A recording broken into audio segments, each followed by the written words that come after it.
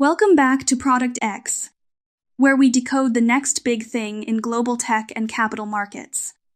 I'm Rena, and today, we're diving into something that's got both Silicon Valley and Wall Street buzzing. A startup called Nebex just closed a massive $30 million seed round led by GV, with JP Morgan as their banking partner. And here's the wild part. They don't build rockets or satellites. They're building the financial plumbing for the entire space economy. Let me introduce our guests. Vivian Liu. You've been in the trenches of early-stage investing for years. Why don't you give us a quick intro? I'm Vivian Liu, veteran angel investor at PreAngel Fund. And Nolan, our tech architect who used to build systems at scale. You want to say hi? Nolan here, former Silicon Valley big tech CTO and systems architect. Perfect. So here's the core puzzle. $30 million for a seed round. And they're not launching anything into orbit. How does a company that basically builds a financial PayPal for space get GV and JP Morgan to bet this big? Let's dig in. Vivian. First question, why is there such frenzy around a space company that doesn't touch hardware? I mean, $30 million at seed usually gets you a Series B elsewhere. Yeah, this is what we call betting on the plumbing. And honestly, it's brilliant positioning. You look at GV's logic. True market scale happens when both visible and invisible infrastructure grow together. Rockets are the visible part. Nebex is the invisible financial layer. Right, and I'd add that the timing is everything here. SpaceX has driven down launch costs so much that dozens of nations now want their own space programs. But nobody's built the financial rails to support that boom. Wait, so you're saying the problem isn't the technology, it's the money flow? Exactly. The technology exists. The money just can't move. Exactly what Nolan said.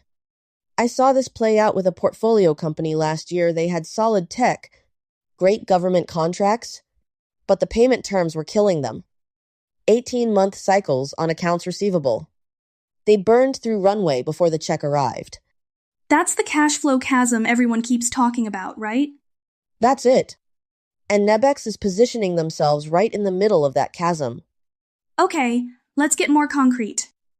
Nolan, from a technical standpoint, what's actually hard about building this space exchange layer?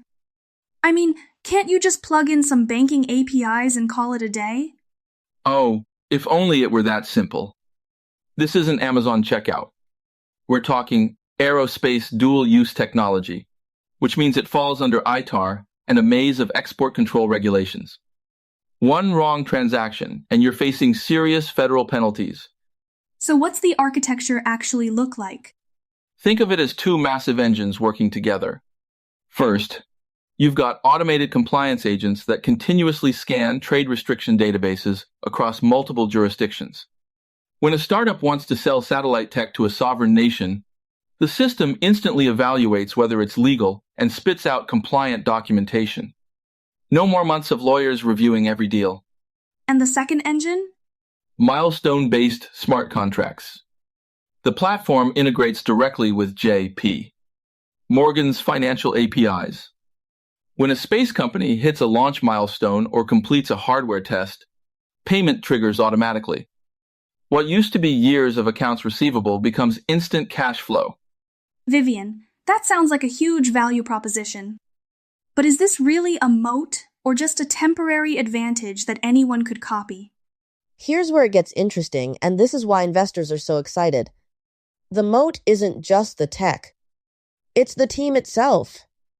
The founder, Tejpal Bhatia, managed over $1 billion in sovereign space contracts at Axiom Space. His co-founder is Manlio Di Stefano, the former Italian Deputy Minister of Foreign Affairs. Wow, a former deputy foreign minister as a co-founder? Yeah, and that's the point. You can't just hire that kind of credibility. This isn't a couple of Guegut geeks building a fintech app. They can walk into a sovereign nation and say, "Run your space budget through our platform." That's a trust premium no startup can replicate. And honestly, From a technical perspective, that trust is part of the architecture. When you're handling state-level transactions worth hundreds of millions, the platform becomes a target for hackers and nation-state APT groups. The security architecture has to be financial grade, not consumer grade. So the technical complexity and the political network, those feed into each other. Exactly. You need both to pull this off. Let's talk scale. J.P. Morgan didn't just invest, they went deep with a banking partnership. Is this the beginning of the Swift of space? That's exactly the vision. If Nebex becomes the default transaction layer for commercial space, they're collecting tolls on every deal. Trillion-dollar market, take a small slice. That's the kind of thesis that makes investors go all in early. And the partnership with JP, Morgan gives them something no startup can build overnight. Access to massive offshore liquidity. That's the real unlock. So both the capital infrastructure and the technical infrastructure have to build in parallel. They do, and that's why this $30 million seed makes sense. It's not just product development, it's building the entire ecosystem. Quick lightning round now, let's go fast. First up, what's the most surprising thing about the space finance SADA that you've seen this year? Honestly, how fast sovereign nations are moving. I thought it would take years for governments to warm up to commercial platforms. It's happening way faster. Nolan? The compliance complexity. I knew it was hard, but the layers of regulations across different countries, it's a nightmare. Hats off to anyone building in this space. Next, if Nebex crashes and burns, what's the most likely cause?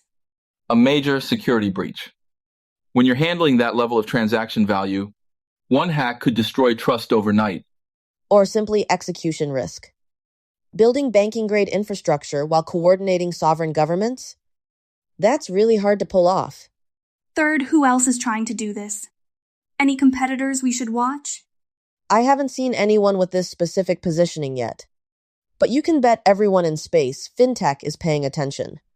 Yeah, and if they succeed, expect a wave of copycats.